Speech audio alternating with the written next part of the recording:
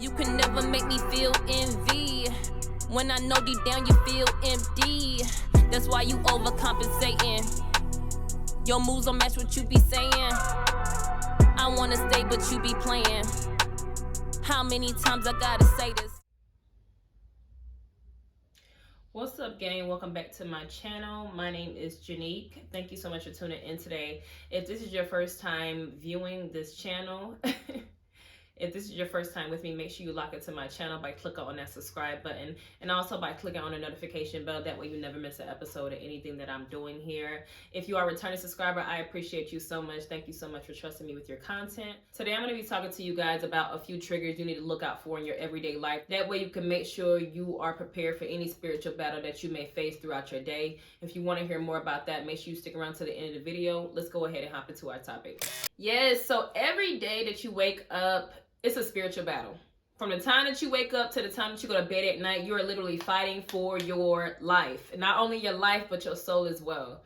You know, this brings me back to my past week. Now, in the last week, I ain't made no videos. I ain't worked out. I took it easy at work. And I really was able to relax and center myself throughout the week. So, I'm not going to say I didn't work out because I'm so programmed to work out. I had to sneak in and work out on Wednesday, but I felt bad about it. I'm like, why didn't you just rest like you was planning to all week? But nevertheless, I was able to rest up. But throughout the week, I noticed me fasting or detoxing from things I do in my everyday life. It allowed me to be more spiritually aware. So the other day I was driving, right? And the whole day that I was driving, because I had a lot of things to do throughout the day, so I was all over the city for real. And I just kept hearing Agent Smith, Agent Smith, Agent Smith in my head all day. And I'm like, Agent Smith, like, what is that? And it brought me back to The Matrix. In The Matrix, you see that Agent Smith is a guy who literally, he'll jump into anybody. Anybody that's around you can morph into this Agent Smith, and he'll do whatever he wants to do in that moment to kill you, stop you, whatever he wants to do. So I happen to be driving, and for those of you who have never driven in Houston drivers are the worst drivers I've ever experienced in my life. Like, these people cannot drive. It's scary. Like, all day you see a bunch of accidents and people just being super aggressive on the road. So you have to literally be a defensive driver to survive here. Now, I normally ignore any kind of road rage or anything like that because I know you could lose your life. I remember having a friend who got shot at on the highway, and once she told me that, I'm like, I'm gonna take it easy on people on the road because you just never know what people are going through in their everyday life, and they just waiting for an opportunity to take it out on the next person, right? So just keep that in mind. Every day when people do stuff to you, they're literally going through so much at home in their everyday life, where they hate themselves or they hate their lives, that they are looking for somebody to take it out on. So just be cognizant of that when somebody triggers you. Now, when I kept hearing Agent Smith and God brought me back to The Matrix, he specifically brought me to the scene in The Matrix Reloaded when Trinity, Morpheus, and the key guy, and that's the guy who had the keys to every door in The Matrix. They were all in a car, and they had to get on the highway to escape these two twins who were trying to kill them and take the key guy back. You'll see while they're driving on the highway that people are trying to stop them on the road and are turning into Agent Smith to enact this. So Agent Smith will jump into like a truck driver. Agent Smith will jump into a policeman. Agent Smith will shoot at your car. It's like people were doing all these things on the road to stop this person, to stop Trinity, to kill Trinity, to kill Morpheus. Like, they were trying to interfere with what Morpheus and Trinity were trying to do, and that's help the key guy escape. When God kept saying Agent Smith and brought me back to that scene, it helped me kind of take it easy throughout my day and not be so irate throughout my day. I just kept thinking about that. So everything I experienced, I kept saying to myself, this is just an Agent Smith. Like, I'm not even going to trip about it. So all day I'm already in my head about Agent Smith. Then I had to switch lanes one particular time, right? And I had enough room to do it, so I went ahead and politely switched lanes, and it's a red light. But the Benz that's coming up in the lane that I'm trying to get in is driving so fast. Clearly, they don't want me to get over. But there was plenty of room. I got over, and all I hear is the Benz lay on his horn, right? So I ignore it because who cares? Like, we're all going to the same place. If not, we're not all going to the same place, but we're all going somewhere. We all have a destination to reach. And if this is what you want to do with your time, do it with your time. But me, I'm not going to care enough to lay on the horn at somebody trying to switch lanes at a red light. I had plenty of time, so you can't go anywhere. I didn't stop anything or anything like that. But this just shows you how people are just looking for a reason to pop off. Now, the girl in the Benz, the girl in the Benz is so upset after she blew her horn, so upset that I didn't react or anything like that, and I just minded my business. She pulls around to me at the next light and lets down her window. I'm looking at her like, girl, what do you want to do? And as soon as she pulled up and let down her window, I put my hand on my gun. And she just looked at me. I thought she was going to say something, but she just looked at me and then kept driving. What's your point? What's your point? But me putting my hand on my gun, all I hear is Agent Smith, and I stop myself, right? Because people don't know something as little as you pulling up beside somebody, letting down your window, you could lose your life. You could lose your life. Thank God I'm in such a peaceful pace. Thank God I'm in such a peaceful, the devil be trying to stop my speech. I want y'all to know I don't have any problem speaking or anything like that.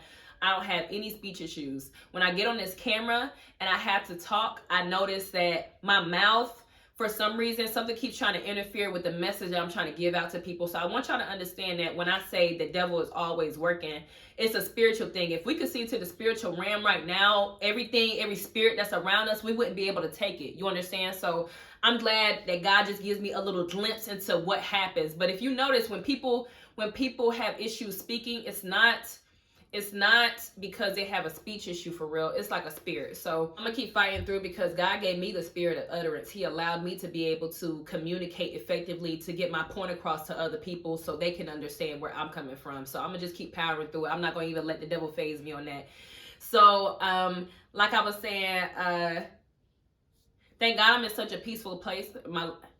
You see? Thank God I'm in such a peaceful place in my life where I'm not fighting for my life every day. I'm not in survival mode. I'm not upset, angry. I don't have nobody playing on my mental all day. So I'm not triggered immediately when somebody says something to me or somebody does something. Instead, I take a step back and look at it from a spiritual point of view. It definitely allows me to keep my behavior intact. Now, this girl, when I put my hand on my gun and everything, I'm like, she don't even know I got a weapon in the car and you coming around pulling up over me switching my lane. Like, stop. You have to watch the road rage, but more importantly, you have to watch the Agent Smiths that are popping up on a daily basis in your life. These people have nothing to lose. Their whole point of existence is to stop the chosen ones of God. Their whole existence is based around working for the enemy, working for Satan, working for the devil, because I really think Agent Smith was symbolical in this movie, because I really think Agent Smith was very symbolic in this movie. I don't think he was meant to be like an Agent Smith. He was meant to symbolize the enemy, the person who was trying to stop the chosen one. Neo was the chosen one. So ultimately, he had to try to stop his plan. And he did everything, jumped into everyone, showed up at every event, showed up in any setting. He did all he could to stop the chosen. So be cognizant of the Agent Smiths that you encounter in your life on an everyday basis, whether they're on the road. And if you notice during that scene on The Matrix when Trinity, Morpheus, and the key guy were trying to escape from the two twins, you notice that people weren't trying to let them over. They were causing them to miss their exit. They were trying to stop the motorcycle that was zooming in and out of traffic. They were shooting at the vehicle. These things are things that happen every day on the road. You understand? They were crashing their own car. Like, these people, they're looking for a reason. They're just looking for a reason to interact with the chosen one, because although you think that people can't see the calling of God on your life, although you think that people can't see that God has his hand on you, it is totally false. It could not be further from the truth. It could not be further from the truth. Somebody who is working against you will never tell you, first of all, that they're working against you. They're going to appear in a friendly form. You notice these people who turn into Agent Smiths, they couldn't control what jumped into them and morphed into Agent Smith. They could not control that from happening. And then when Agent Smith exited their vessel, they were back to normal. They didn't even know what happened. Really, ultimately, the enemy wants to stop us from believing.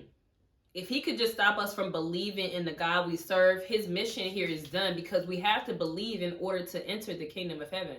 If we're not a believer, how are we going to get to where we're going in the afterlife? You understand? I had somebody say to me, like, who cares about the afterlife? They say, who cares? It's about this life right here. That's scary to me, because I'm constantly thinking about the future. I'm just programmed to think that way. I'm constantly thinking about what's next.